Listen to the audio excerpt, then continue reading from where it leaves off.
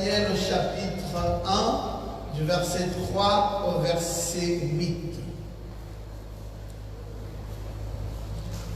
Le roi donna l'ordre à Ashpenaz, chef de ses eunuques, d'amener quelques-uns des enfants d'Israël de race royale ou de famille noble, de jeunes garçons sans défaut corporel, beaux de figure, doués de sagesse, d'intelligence et d'instruction, capables de servir dans le palais du roi et à qui l'on enseignerait les lettres et la langue des Chaldéens. Le roi leur assigna pour chaque jour une portion des mets de sa table et du vin dont ils buvaient. Voulant les élever pendant 3 années au bout desquelles ils seraient au service du roi, il y avait parmi eux, d'entre les enfants de Juda, Daniel, Anania, Mishaël et Azaria. Le chef des eunuques leur donna des noms. Daniel, celui de Beltsatsar, à Anania, celui de Shadrach, Mishaël, celui de Meshach, et Azaria, celui d'Abed-Nego. Daniel résolut de ne pas se souiller par les mains du roi dans le vin, par le vin dont le roi buvait, et pria le chef des eunuques de ne pas l'obliger à se souiller. Amen. Que Dieu bénisse la lecture de sa parole. Veuillez vous asseoir.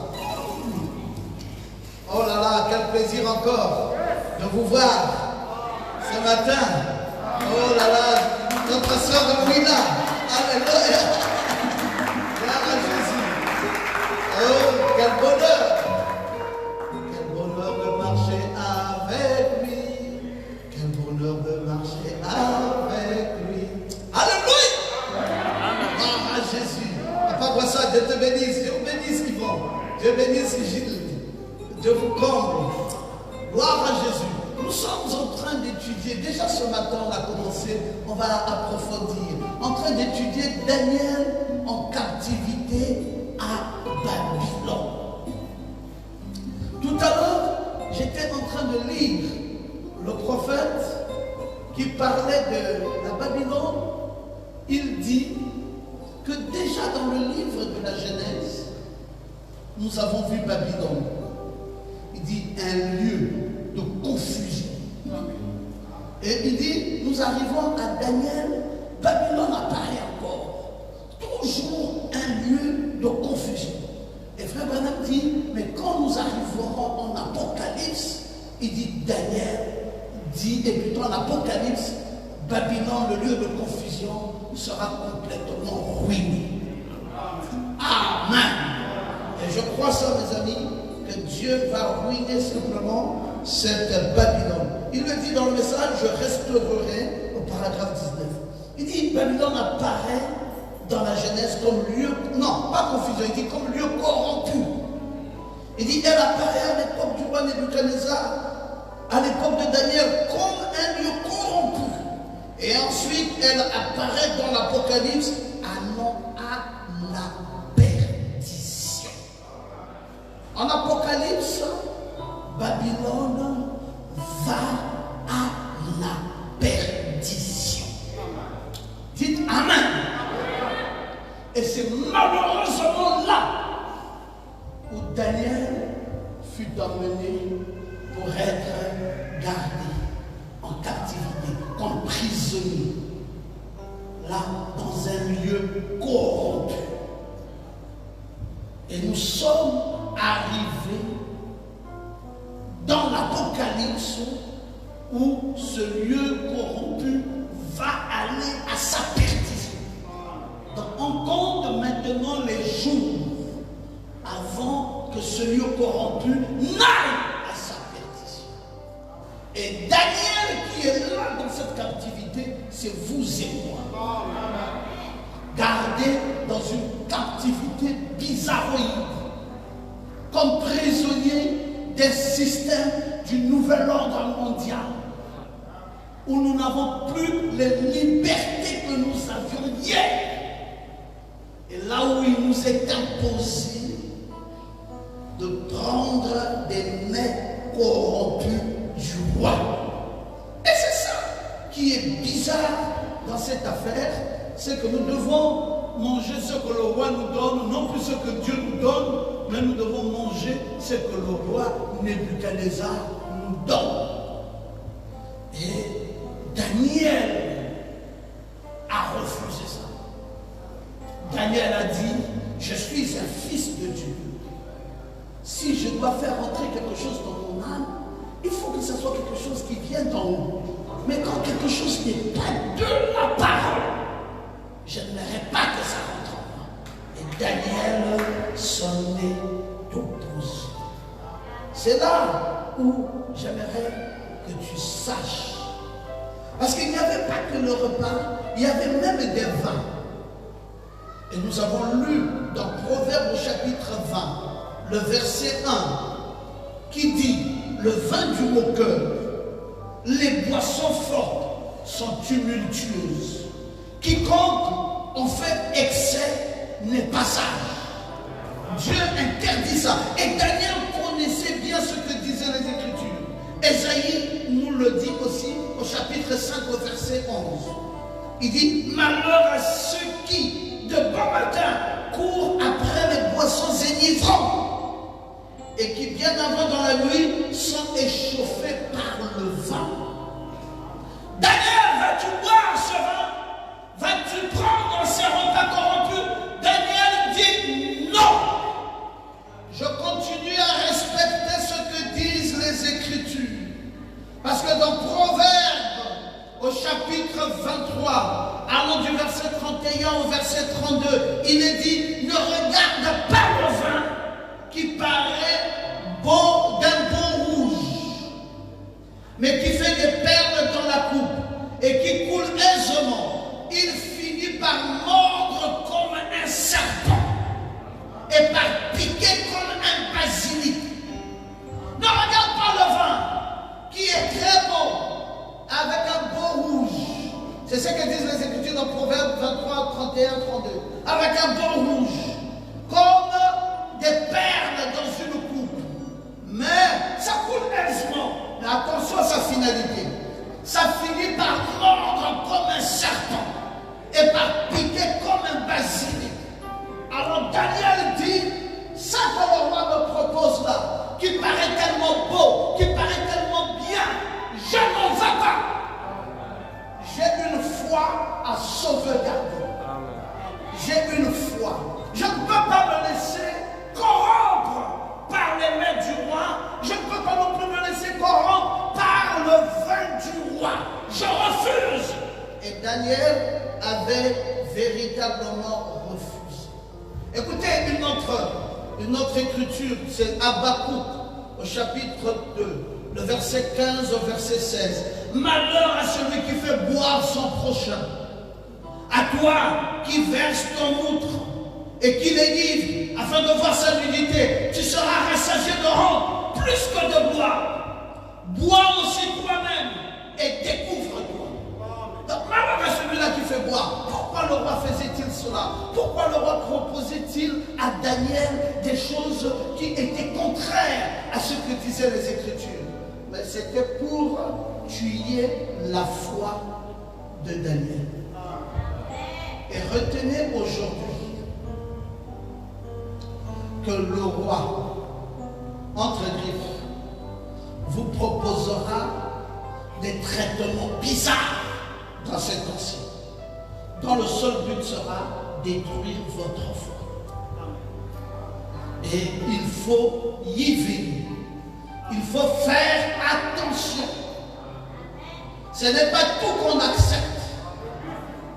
Il y a des choses qu'on accepte parce qu'on est des bons citoyens, mais il y a des choses quand ça va à l'encontre de ma foi, quand ça va à l'encontre de ma vie, quand ça va à l'encontre de ma relation avec Dieu. Là, en tout cas, tuez-moi simplement. Je n'accepte pas. Et c'était ça la position de Daniel. Mais pour y arriver, Daniel avait besoin de trois choses. Il avait besoin d'être courageux, il avait besoin d'être déterminé et il avait besoin d'être obéissant à Dieu. Et vous avez besoin de ces trois choses-là, si et seulement si vous voulez tenir la route.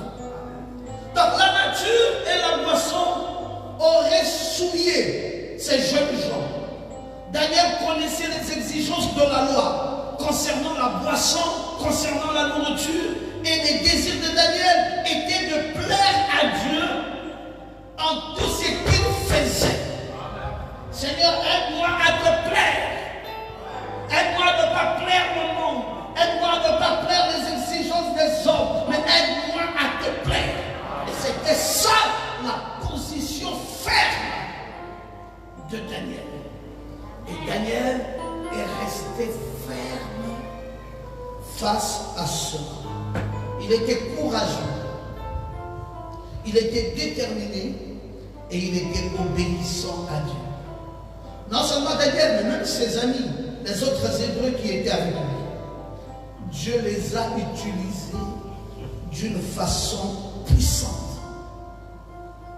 Les princes des eunuques a commencé par favoriser Daniel, mais il craignait pour sa vie car Nebuchadnezzar ne supportait pas le brisement des convictions babyloniennes. Quand il y avait des convictions babyloniennes, Nebuchadnezzar ne supportait pas que l'on brise ces convictions. Vous savez aujourd'hui, les convictions babyloniennes sont lesquelles? Vous devez le savoir, chers chrétiens. Les convictions babyloniennes d'aujourd'hui, c'est le nouvel ordre mondial.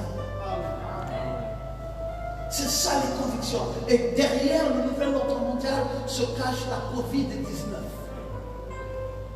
C'est ça les convictions babyloniennes d'aujourd'hui, dont Nebuchadnezzar n'accepte pas son brisement.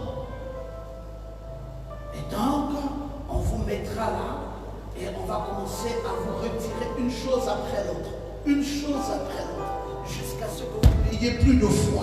Jusqu'à ce que vous ne soyez plus capable de servir votre Dieu. Et qu'allez-vous faire? Vous êtes mis en garde. Sachez que les temps ne vont plus s'améliorer. Nous allons aller de mal en pire. Et mes chers amis, vous voyez ça. Il voyait le jeune Daniel, un garçon plein de conviction, mais en même temps, il voyait ce que le roi imposait et c'était compliqué la gestion d'une telle situation. Alors Daniel va confier sa situation à Dieu. Vous savez, quand vous arrivez, quand vous êtes mis comme dans un étau, vous ne savez plus quoi faire. Confiez-vous à l'Éternel. Amen. Hier, vous aviez le temps de prier Dieu mardi, mercredi, vendredi. Et même parfois dimanche soir. Aujourd'hui, vous n'avez le temps que de prier Dieu 1 heure de temps pour une semaine. C'est difficile. D'autres diront, oui, mais je peux aller à Internet. Mais c'est malheureusement pas tout le monde qui suit le docteur Romain les mercredis et les vendredis à 18h. Beaucoup d'entre vous, vous ne me suivez pas en direct, non pas parce que vous ne voulez pas, mais parce que vous n'avez pas les moyens nécessaires pour vous acheter les données mobiles et être là en train de suivre. Et donc, vous avez une restriction de temps d'adoration, une restriction de temps d'écoute de la parole. Vous ne vous nourrissez plus qu'1 heure de temps pour une semaine, ce qui est devenu hyper compliqué quant à votre foi, quant à votre âme. Et vous allez voir que petit à petit, des vieilles habitudes qui semblaient vous avoir quitté vont commencer par revenir.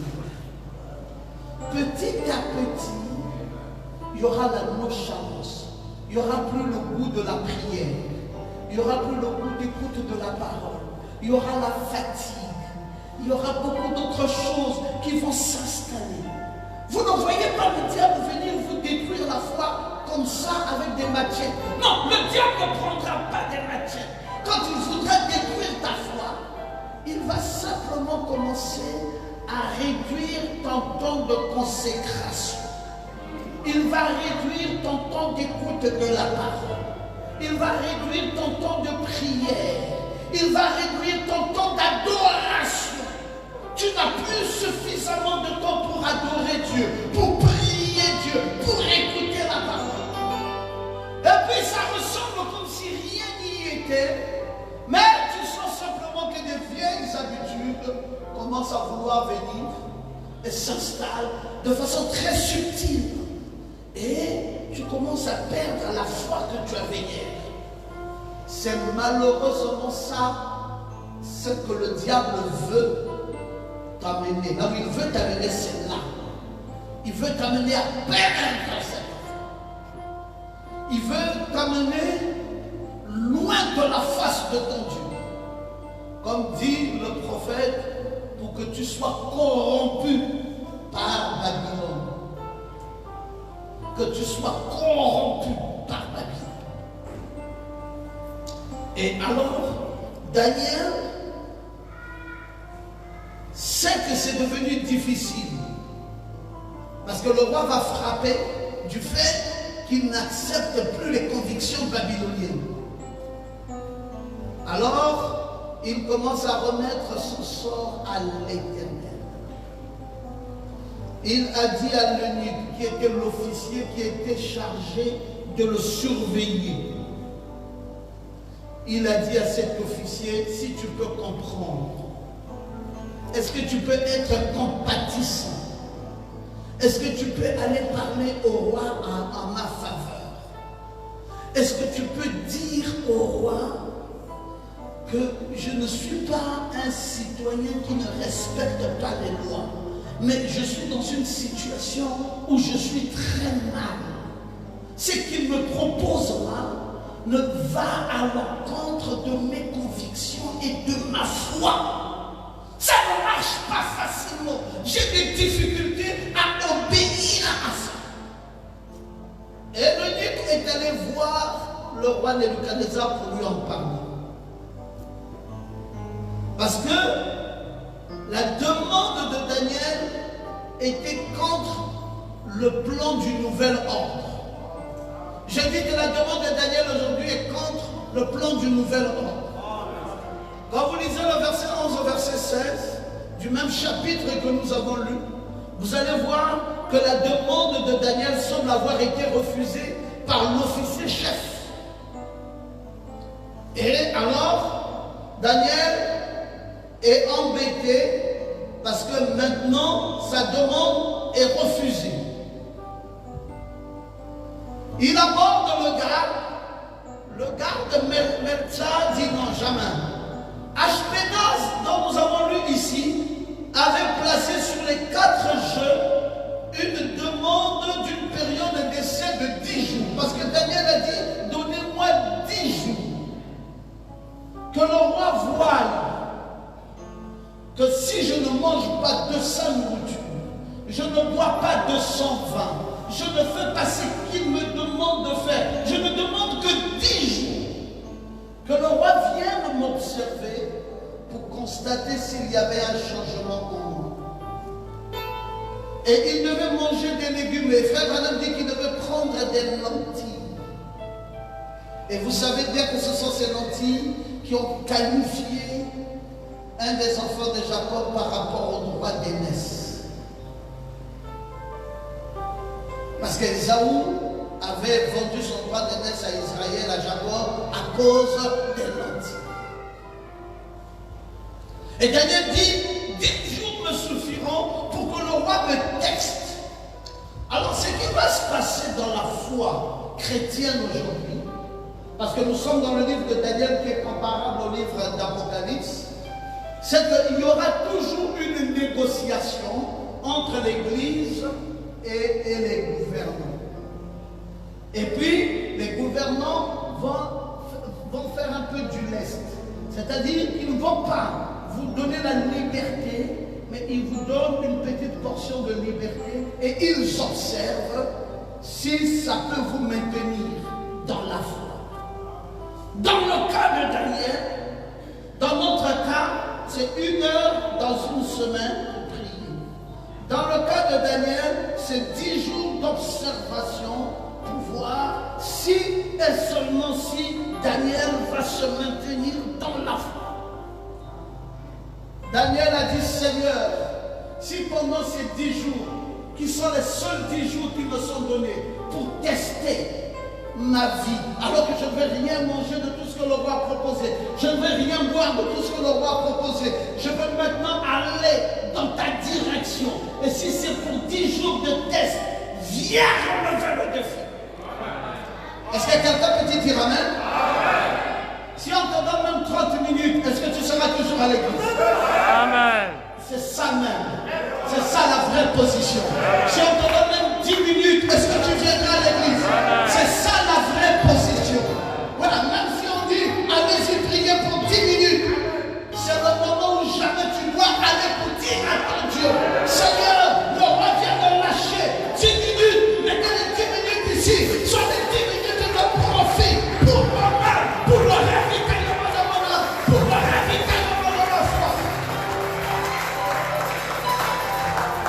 Quel est cet homme à qui la nourriture ne doit plus prendre, rien ne doit plus prendre? On lui dit qu'il va prendre des lentilles et des galettes. Et pendant 10 jours, il dit au roi, viens voir ma mine.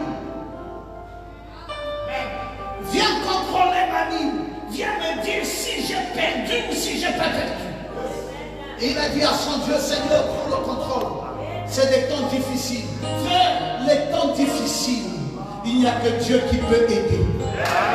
Dans les temps difficiles, il n'y a que Dieu qui peut soutenir. Dans les temps difficiles, il n'y a que Dieu qui peut faire son miracle. Mais Seigneur, si tu me donnes 10 minutes, si tu me donnes 15 minutes pour t'adorer dans ta maison, je serai là, je t'adorerai et je vais garder la bonne vie. Alléluia.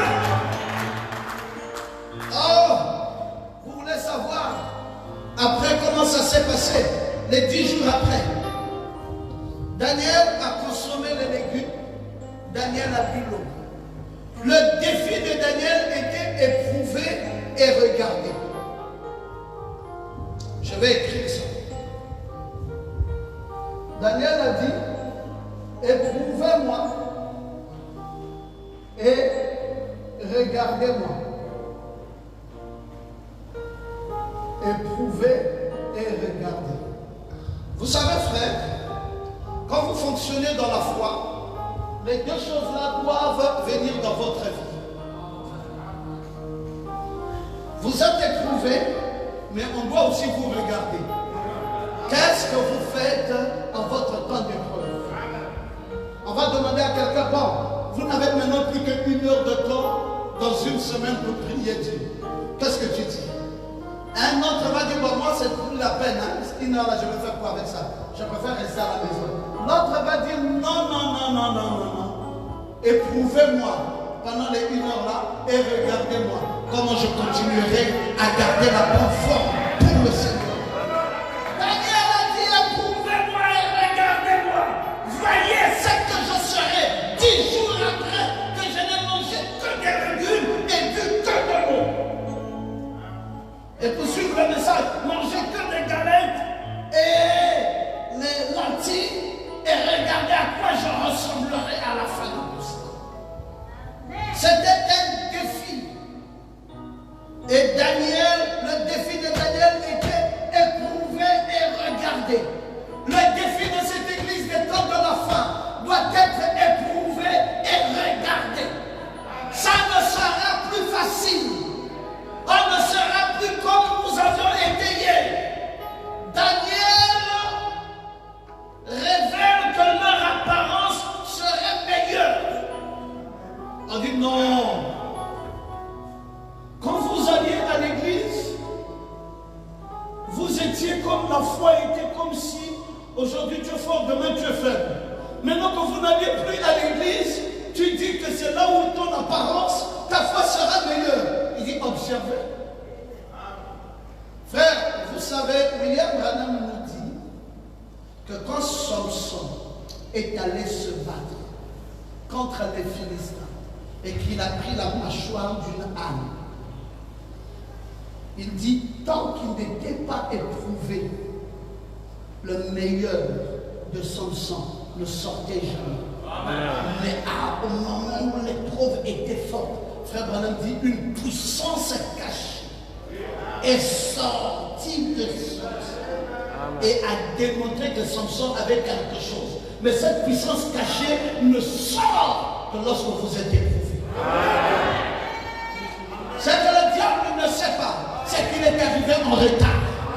Au moment même où vous êtes véritablement éprouvé, c'est là même où votre foi sera encore vive.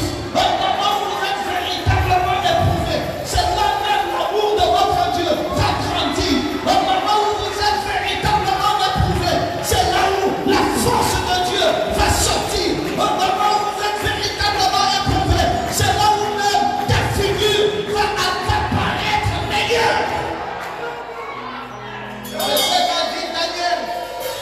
Il a dit, regardez-moi. 10 jours après, le roi observait. Le roi dit, si tu ne manges pas ce que moi je dis, ta foi va mourir. Il dit, non, roi, je me suis confié en l'Éternel. Je sais désormais comment je dois marcher avec Dieu. S'il me dit pas à l'église, je garde ma tête haute.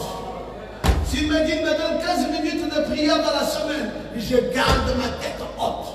Je dis à mon Dieu, Seigneur, même ces 2 minutes-là. Qui avait dit ça? C'est quoi David? Hein? Un jour dans les parvis du Seigneur vaut mieux que 1000 ans ailleurs. C'est David qui avait dit ça. Un jour dans les parvis, à l'église, dans les parvis du Seigneur, vaut mieux que 1000 ans ailleurs. Mes frères, Daniel avait le meilleur mine. C'était ça l'un des premiers miracles. L'un des premiers miracles. Parce que Meltsatsar, le chef officier, à qui Nebuchadnezzar avait donné l'ordre de surveiller Daniel, va dire, bon, le roi vient d'admettre tes 10 jours. Maintenant, nous allons voir à quoi tu vas ressembler. Tu dis des simples petits légumes vont te fortifier et tu auras bonne mine. On va voir ça. 10 jours d'essai. Et à la fin, vous savez, on dit ici que c'était 10 jours d'essai. C'est un peu comme on nous dit ici, ces mesures sont des essais. On va voir comment vous allez vous comporter. Si ça s'améliore, on peut encore vous donner un autre jour d'adoration. Si ça ne s'améliore pas, on peut même encore vous enlever le jour qui vous avait été donné. Mais en tout cas, on essaye de voir comment vous allez vous comporter. C'est des jours d'essai. Hey! Donc cette chose pouvait être vue dans l'écriture. Oui, monsieur! 10 jours d'essai. À la fin, ces 4 Hébreux avaient meilleure mine que ceux qui ont soupé à la table du roi.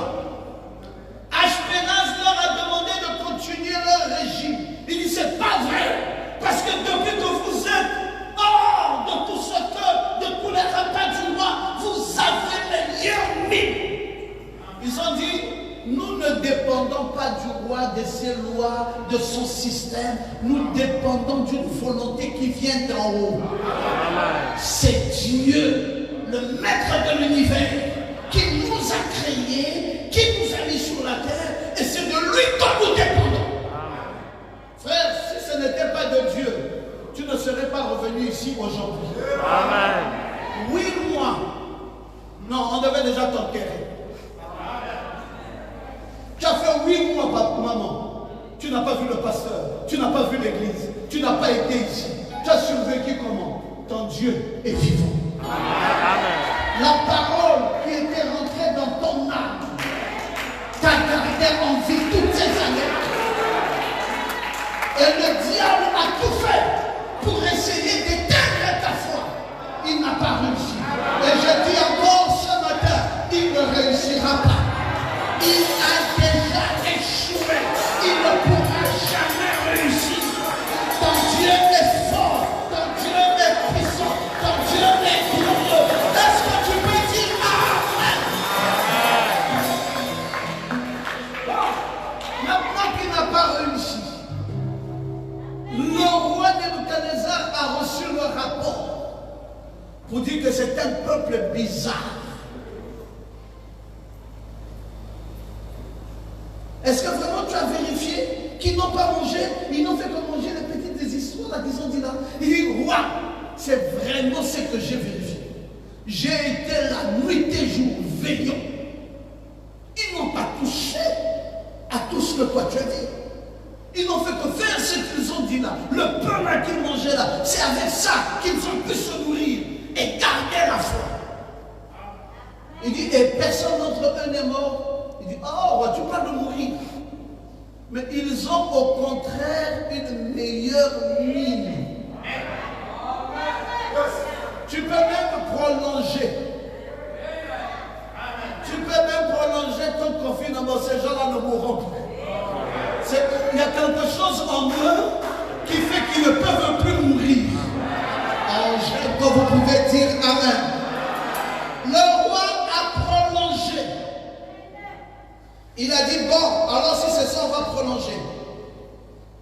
L'Écriture nous dit que Daniel avait une connaissance des visions et des rêves.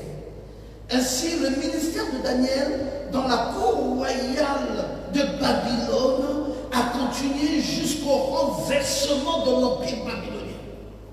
Donc ce monsieur-ci comprenait bien le schéma, là où nous allions. Il savait que là où nous partons là, nous allons jusqu'au renversement de l'empire babylonien et c'est les Médo-Perses qui vont prendre le contrôle. Le roi Nebuchadnezzar, qui était le roi de Babylone, ne savait pas. Il ne pouvait même pas imaginer un seul instant que les Médo-Perses viendront prendre le contrôle de cet empire dont lui était la tête. Mais Daniel avait l'image de la tête, de la poitrine, des jambes et des pieds.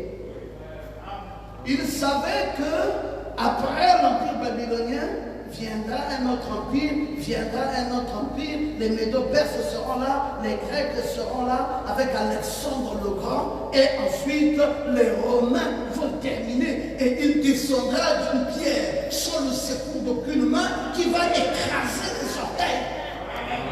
Donc quand le roi est en train de penser qu'il est en train de conduire le peuple de façon intelligente vers le nouvel ordre mondial, Daniel lui connaît déjà qu'il y aura une pierre qui descendra sans le secours d'aucune main et qui va écraser ces systèmes parce que l'épouse va s'en aller dans la gloire.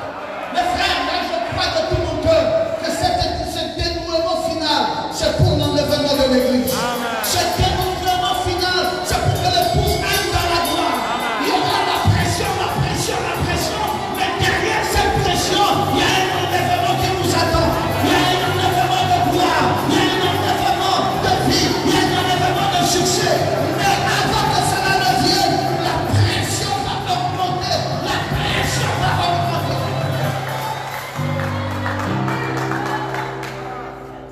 Je vais te dire, frère, n'écoute pas tous les discours du diable. Tu es dans la saison. Tu es en train de lire l'Apocalypse. C'est quoi l'acteur de l'Apocalypse? C'est quoi tu es en train de vivre les temps derniers? Tu es en train de vivre les dernières minutes sur la terre. Et ce qui est en train de se passer maintenant, Dieu t'a déjà préparé à ça. Tu sais désormais que cette pression, c'est pour augmenter la foi. Et quand la foi sera augmentée, c'est l'enlèvement qui va avoir lieu. Est-ce que tu peux dire Amen?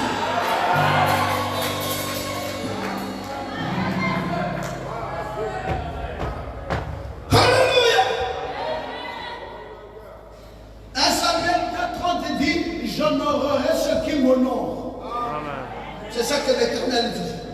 Si toi tu l'honores, Dieu va t'honorer. Hein? Est-ce que tu crois ça? Est-ce que tu crois au renversement de l'empire babylonien? Amen. Oui, Cyrus arrivera. Il viendra renverser cet empire.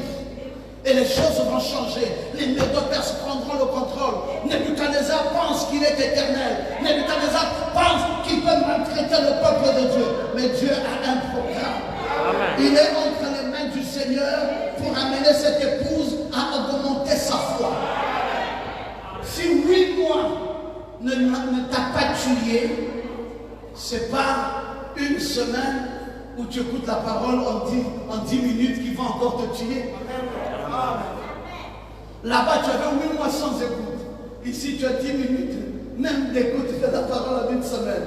Je voulais te rassurer que tu ne peux plus mourir. Amen. On peut te prendre tel que tu es là. Amen. On peut te jeter là où on veut. Tu ne peux plus mourir. Amen.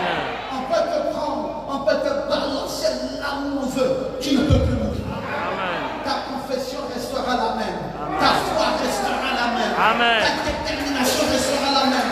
Ton zèle restera le même. Pourquoi? Parce que tu as déjà Dieu en toi. Et frère, ne cherche pas Dieu au moment où l'épreuve arrive. L'épreuve là va te renverser. Amen.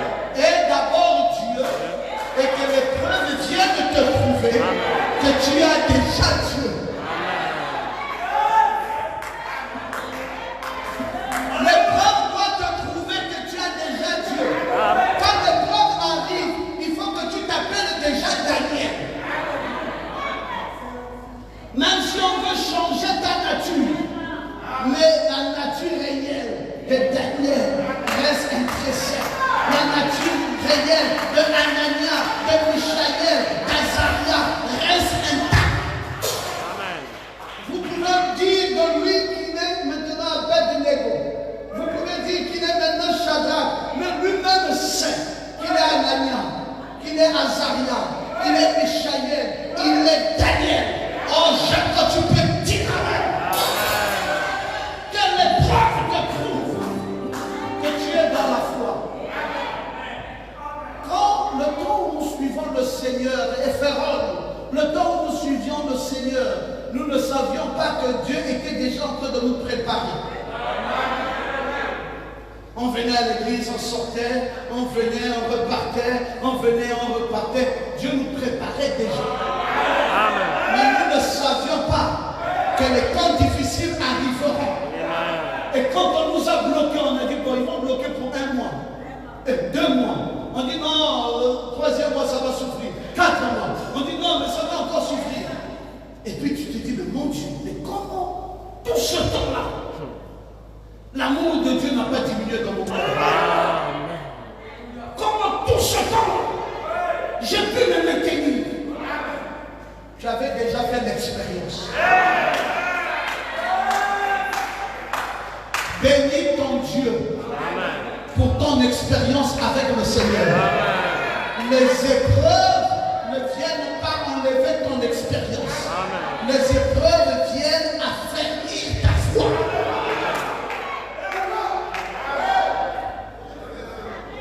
Amen.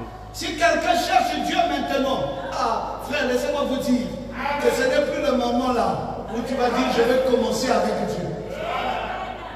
Il fallait déjà avoir commencé avec Dieu. Il fallait déjà avoir fait une expérience avec Dieu. Alors, où est-ce que nous sommes? Le roi dit maintenant je mets une statue. Je vous ai amené ici, vous les enfants hébreux là. Daniel, Anania, Michaël et Azaria. Je vous ai emmené ici, dans cette première incursion que je vous ai pris pour vous amener ici à Babylone, c'est pour que vous adorez la statue de Nebuchadnezzar. Oh! Donc c'est une affaire d'adoration, ce n'est plus la Covid. Il dit oui, c'est l'adoration. Il dit non, mais ce n'est pas possible. Vous nous avez amenés en exil pour que vous nous ameniez à adorer le diable. Il dit oui, exactement ça. C'est ce qui était planifié. Comment ça? Mais qui va défendre Jésus? Il dit le défenseur de Jésus aux États-Unis n'est plus. Votre type qui appelle Jésus le boss, il n'est plus là. Vraiment. Boss les boss. Quand on a voulu introduire le vote des femmes pour amener l'égalité des hommes et des femmes, il y avait un démocrate.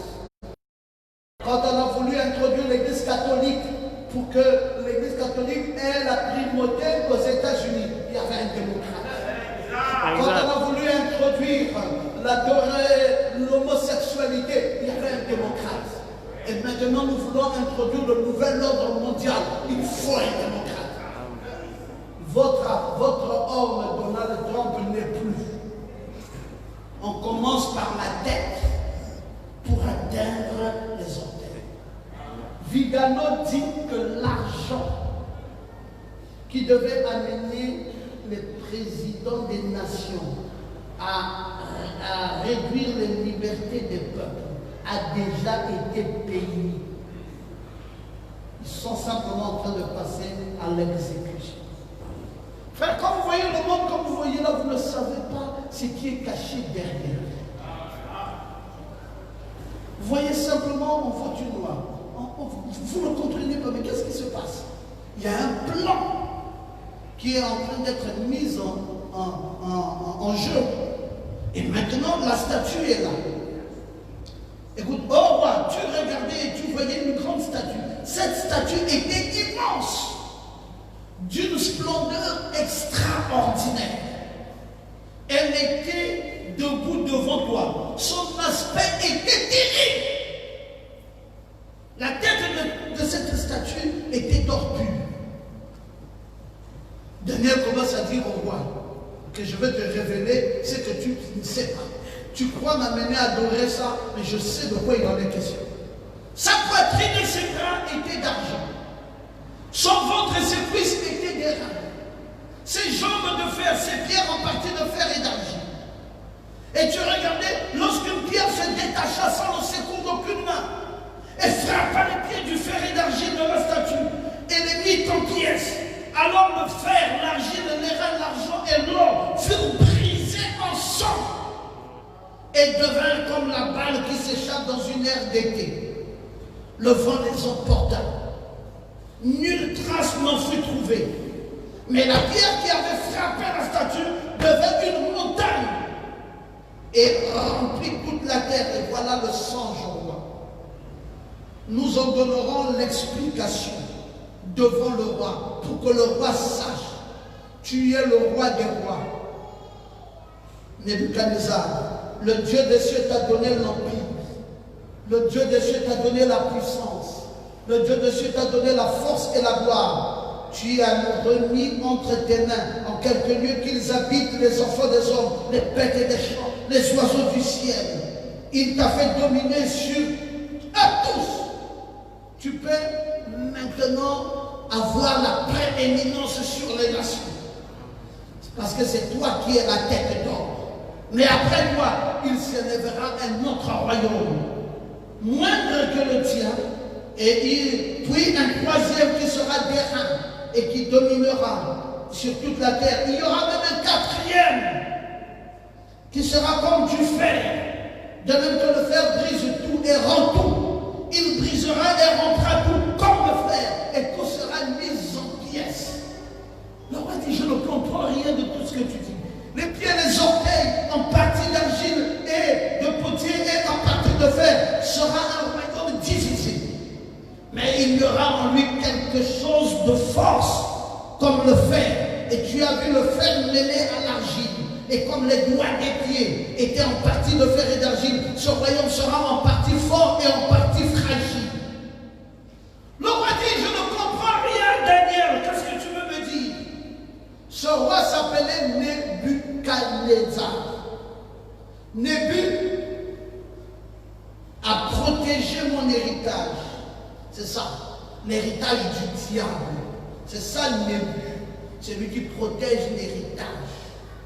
Il est venu à Babylone lorsqu'il a reçu la nouvelle de la mort de son père. Le père de Nebuchadnezzar s'appelait Nabopolassar. Nabopolassar. Il était roi de Babylone et en 605, c'est là où Nebuchadnezzar a accédé au trône de Nabopolassar qui était son père. Et il est devenu roi à la place de son père. Et c'est même là, en 605, qu'il a été couronné avant d'aller s'attaquer au lieu d'adoration. Maintenant, le plan est connu. La deuxième année du roi de Nebuchadnezzar, il est harcelé par ce rêve. Il ne comprend pas. Le roi est tourmenté. Il a fait venir tous les sages de son royaume pour lui donner l'interprétation de son songe. Les magiciens sont arrivés, les astrologues sont arrivés, les enchanteurs sont arrivés, les chaldéens sont arrivés. Personne n'a pu donner l'interprétation exacte au roi. Mes frères, nous sommes à les astrologues vont arriver. Les enchanteurs vont arriver. Les magiciens vont arriver. Et ils vont tous arriver. Mais qui connaît le programme de Dieu selon le nouvel ordre mondial? Qui sait ce qui va arriver à l'épouse dans les jours qui vont suivre? Qui sait ce que Dieu a planifié pour l'Église? Il fallait avoir reçu un message. Amen. Pour comprendre ce qui commence déjà là. Ce n'est même pas encore le temps, mais ça a déjà commencé. Ça clignote déjà. Et le roi dit à ses astrologues, venez m'interpréter ce songe. Personne n'en était capable. Il dit aux magiciens, venez m'interpréter cela. Personne des magiciens n'était capable d'interpréter ces songes. Il dit aux enchanteurs, il dit même aux chaldéens, personne ne m'en pouvait. Quand on parle des magiciens, ce sont les experts en art occulte. Quand vous voyez l'occultisme, quand vous entendez franc-maçonnerie, quand vous entendez rose-croix, ce sont des arts occultes. Et les experts en art occulte, c'est eux qu'on appelle magiciens. Quand on vous dit que cet homme c'est un rosicrucien, ça veut dire que c'est un magicien sous d'autres formes. Parce que c'est un expert en art occulte, c'est un occultiste. Et il y avait dans le royaume de Nebuchadnezzar les occultistes. Il y avait des enchanteurs, il y avait des magiciens, il y avait des chaldéens, il y avait toutes sortes de choses. C'était terrible, mes frères. Ce sont ces magiciens-là. Si vous prenez le nom magicien en hébreu, ça veut dire chartouminim. Chartouminim. C'est de là qu'est venu le nom charlatan. Chartouminim. Oui, ça c'est magicien. C'est des charlatans. Les occultistes sont des charlatans, sont des magiciens. Chartouminim en hébreu, c'est ça magicien. Et est venu charlatan. Vous connaissez la verge qui chassait les démons et les mauvais esprits par des incantations. Ils utilisaient souvent une verge. Et c'est par cette même verge qu'ils commandaient les peuples et soumettaient les peuples à eux. Nebuchadnezzar était entouré des esprits maléfiques. Quand vous entendez les astrologues, ce sont ceux qui ont la connaissance surnaturelle des cieux. En hébreu, on les appelle les achafim. Donc, c'est des spécialistes qui annoncent la volonté du ciel et qui prédisent l'avenir. C'est pour cela, ne confondez jamais les zodiacs, les astronomes et les astrologues. Parce qu'eux, ils font la prédiction de l'avenir. Et il avait ensuite de tout ça des enchanteurs. Donc les manipulateurs des puissances surnaturelles par le moyen d'incantation. En hébreu, on appelle ça makeshafim. Ceux qui font apparaître des esprits par des mouvements de respiration. Mekashefim. Donc ils font apparaître les esprits par des mouvements de respiration. Et vous allez voir, ça existe encore de nos jours. Tout ça c'est dans l'occultisme. Ils font des aspirations. Et ils respirent. Et ils font venir les démons. Et la terre était polluée des esprits mauvais au temps de Nebuchadnezzar. Tout ça pour s'attaquer à qui? Pour s'attaquer à Daniel. Tout ça pour s'attaquer à l'épouse. C'est pour ça la captivité. Quand on dit que vous êtes en captivité, ne pensez pas que vous ne pouvez pas marcher, vous ne pouvez pas boire, vous ne pouvez pas manger. La captivité dont nous parlons ici, c'est qu'on vous met dans un puits où il y a des enchanteurs, il y a des magiciens, il y a des occultistes, il y a tout ça. Et vous êtes environné des esprits démoniaques. Tout ça pris en étau. Et on vous propose ça tout librement. Au prix de votre foi. Et maintenant, il y a un choix à faire. Soit de plonger, soit de se maintenir. Mais se maintenir dans la foi est la chose la plus difficile maintenant.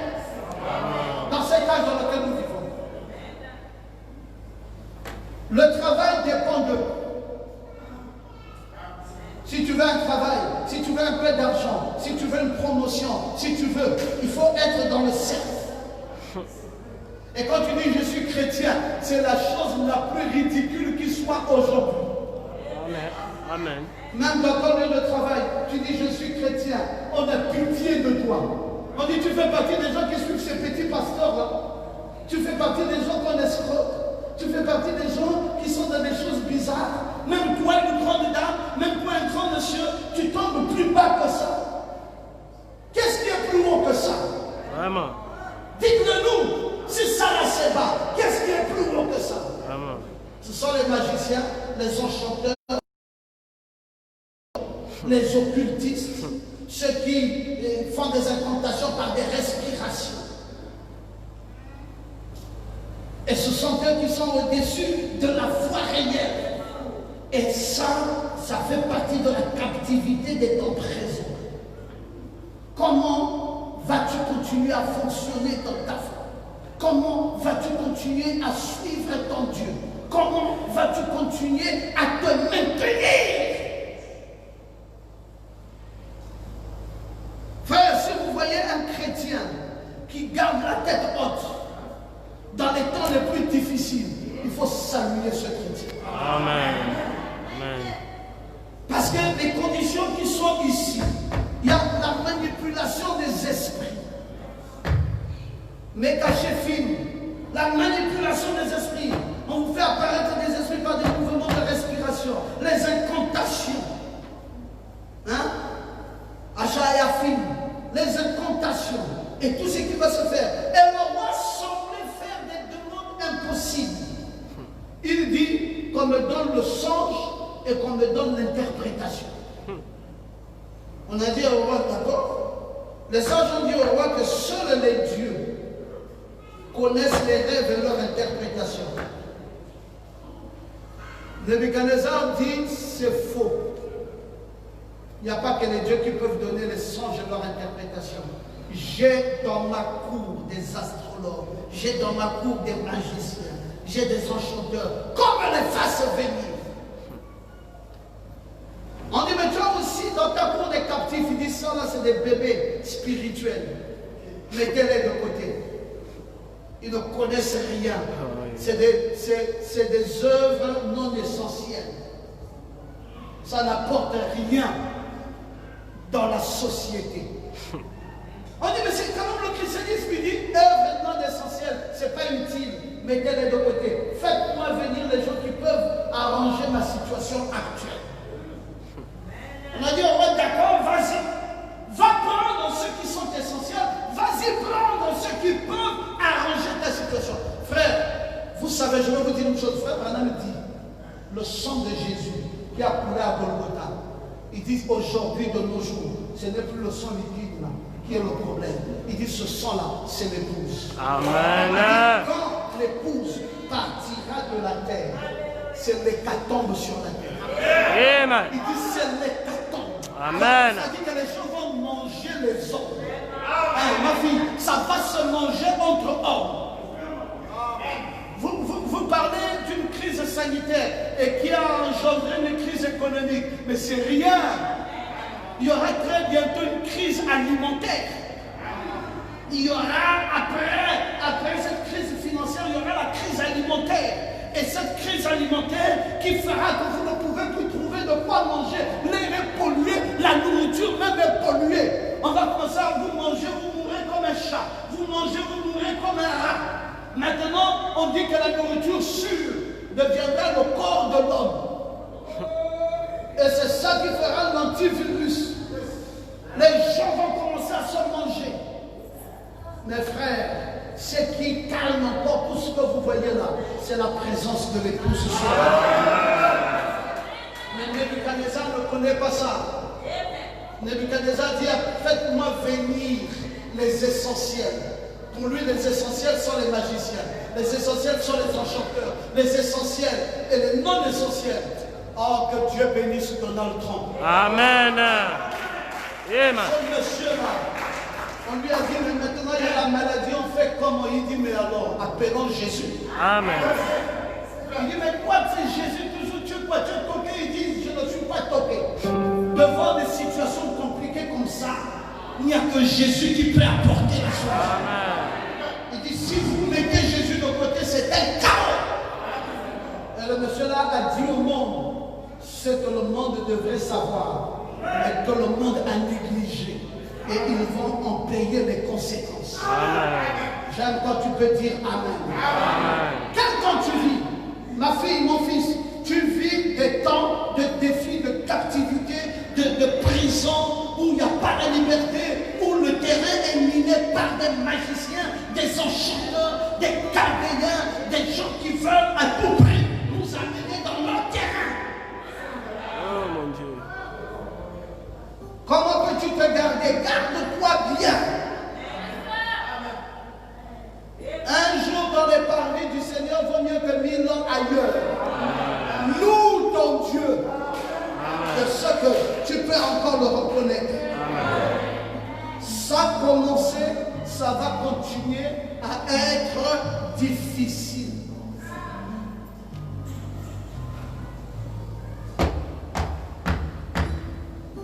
Pour se défendre, les sages soutenaient que le roi faisait une demande déraisonnable.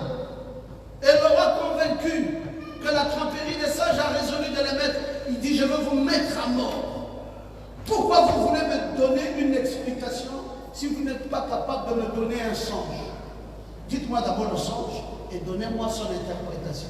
Il dit, roi, il n'y a personne. Même dans ta police, il n'y a personne. Alors qu'il y avait quand même quelqu'un. Mes amis, Dieu ne manque pas un témoin. Amen. Il y a eu un prophète dans cet âge. Il y a eu des Éphésiens 4:11 dans cet âge. Amen. Alléluia.